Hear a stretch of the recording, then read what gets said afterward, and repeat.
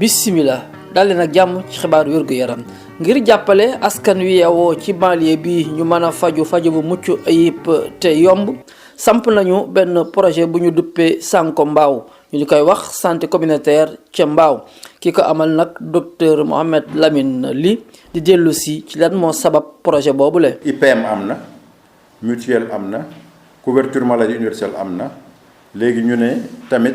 comme CMU par exemple du liggéey directement ak cabinet médicaux yi ñu def genre forfait bi daan li ko gën a tax a jóg nag mooy d'abord ñi nga xam ne dañu nekk ci situation yu délicate comme xale buy doog a judd nga xam ne soo ko toppatoowul ni mu waree mun na koo indil ay feebar comme ay malnutrition wala ay diarrhée wala yu mel noonu kooku ñu suivre ko pendant 2 ans yoo xam ne dinañ ko ñàkk di ko peese wala pédiatre dina ko xool ñaari yoon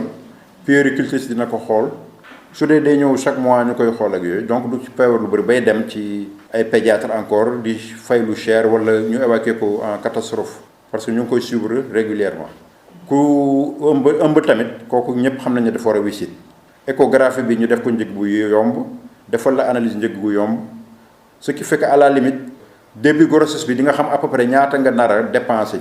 ci surveillance xale bi daal parce que il faut tamit ñu jàng def lu ñuy wax planification bu mujj bi nag surtout mooy ñun mag ñi dañuy faral ñu bëri ci ñun am tension wala diabète te paj mi day jafe ndax dañuy toll foo xam ne suñu moyen day wàññeeku te garab yooyu dafa cher ce qui fait ñu bëri dañuy tàmbali traitement bi mais duñ ko poursuivre léegi loolu tamit diñ ko bëgg a yombal nga xam ne su forfait bi amee di nga xam à peu près juróom benn weer yu ne budget bi ñaata la pour que santé bi vraiment ñu décentraliser ko mu bañ a tee nekk rek affaire xaalis affaire alal daal mais mu nekk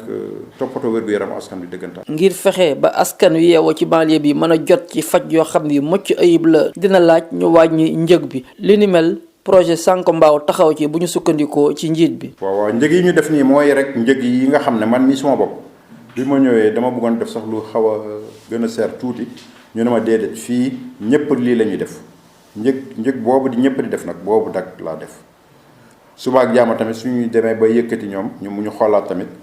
toute façon loolu yëpp bàyyi nañ ko daal ci régulation bi maanaam nguur gi ak ordre des médecins ñoom ñoo war a xool ku nekk rek li ngay liggéey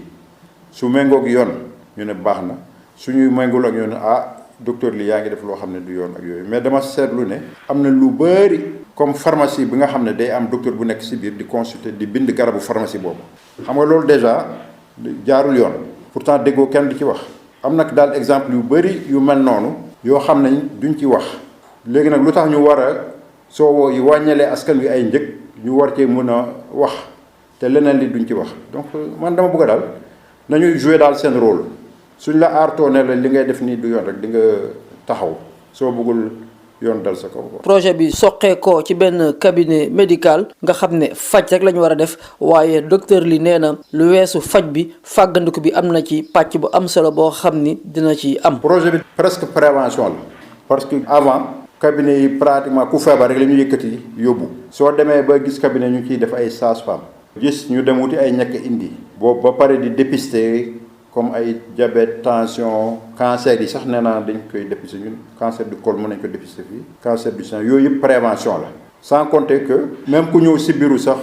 wala di saxat noonu rek déjà mën nga ko conseiller lu bëri nan la war a def ci wér-gu-yaramam su dee dafa am yaram tuuti nga ne ko war nga gën a def marche tuuti donc yooyu yëpp prévention la daal mais du clinique wala comme hôpital boo xam ne dañuy bàyyi ba nit ki daanu rek ñu yëkkati yóbbu pour ñu faj ko loolu mooy le tout curatif mais léegi prévention bi partout dafay dugg te bëgg nañ sax après am ay relais ci suñu équipe projet boobu relais yoo xam ne dañu dugg ci kër yi justement di xool su dee am na kuy sëqat lu ëpp ñaari semaine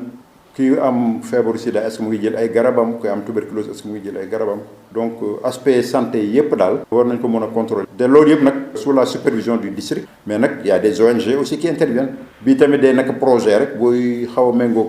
ONG ñëw di jàppale nguur gi